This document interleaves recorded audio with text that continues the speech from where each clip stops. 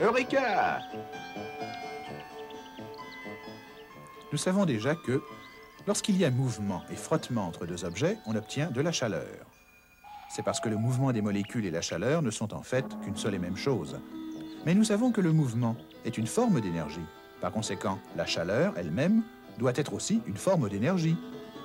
C'est pourquoi la chaleur, tout comme l'énergie, se mesure en joules. Et maintenant, les ondes de radiation. Si tu touches quelque chose de très chaud, tu vas te brûler. C'est à cause de la conduction. La chaleur est conduite selon le principe de la réaction en chaîne de molécule en molécule, ou d'atome en atome, tout au long de l'objet chaud et dans tes doigts. C'est une forme de transmission de chaleur. Mais si tu tiens ton autre main au-dessus du même objet chaud, tu vas encore te brûler. C'est à cause de la convection. Cet objet chaud oblige les molécules d'air situées au-dessus de lui à accélérer leur mouvement.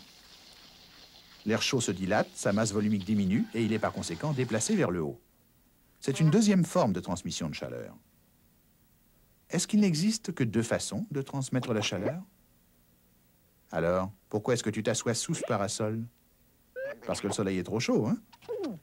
Mais comment est-ce que le soleil réussit à te transmettre sa chaleur? Tu ne le touches pas, donc il ne peut pas y avoir de conduction, n'est-ce pas? Et puisque la plus grande partie de l'espace entre toi et le soleil n'est que de l'espace, justement, à part la fine couche d'air formée par l'atmosphère de la Terre, il ne peut pas y avoir de convection non plus, pas vrai? Parce qu'une fois que tu es au-delà de notre atmosphère, en fait, il n'y existe presque rien pour permettre la convection. Mais le soleil chauffe encore. Étonnant, hein? Comment est-ce possible? Existe-t-il une troisième forme de transmission de chaleur permettant à celle-ci de se déplacer dans l'espace vide? Oui, elle existe.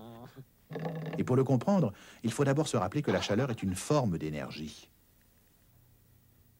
Allons-y.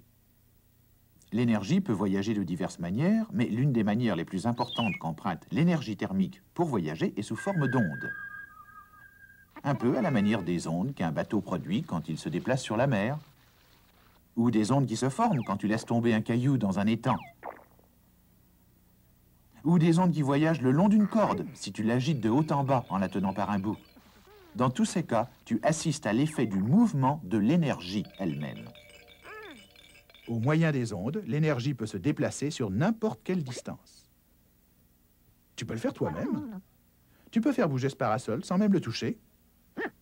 Attache-y un bout de ta corde.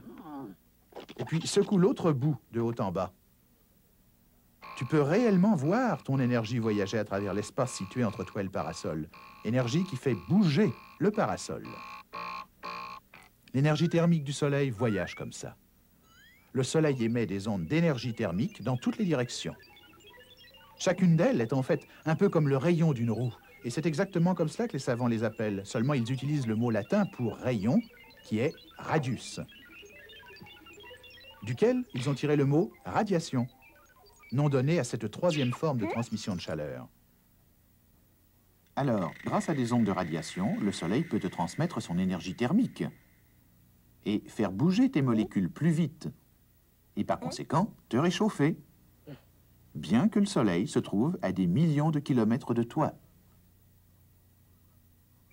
Tout comme, encore grâce aux ondes, tu peux transmettre ton énergie au parasol et le faire bouger, bien que tu te trouves éloigné de lui de plusieurs mètres.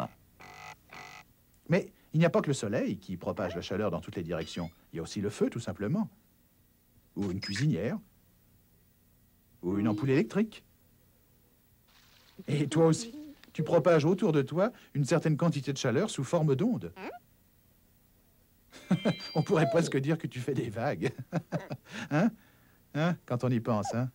Ah. Oh, attention, tiens, voilà une grosse.